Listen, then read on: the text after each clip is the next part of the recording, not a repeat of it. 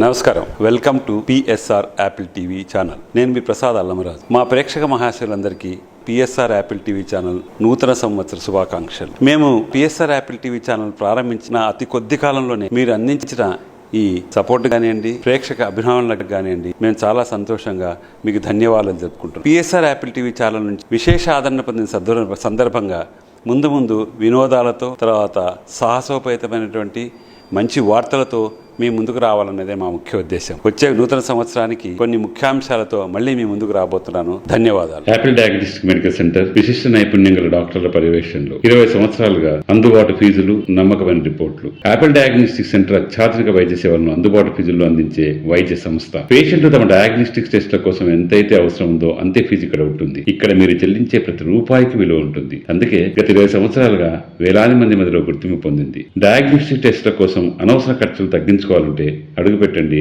Apple diagnostic medical centre, Kukatpally, Moosapet, Bachupally, Nalgonda మరియు మహబూబ్నగర్. సంప్రదించవలసిన నంబర్లు 9000979808, 8008804014.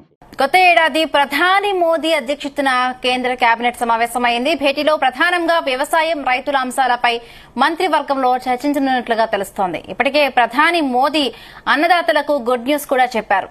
పీఎం కిసాన్ సమ్మాన్ యోజన పథకం ద్వారా ఇచ్చే మొత్తాన్ని 6,000 నుండి 10,000 వరకు పెంచుతూ నిర్ణయం తీసుకుంటున్నట్లుగా వెల్లడించారు.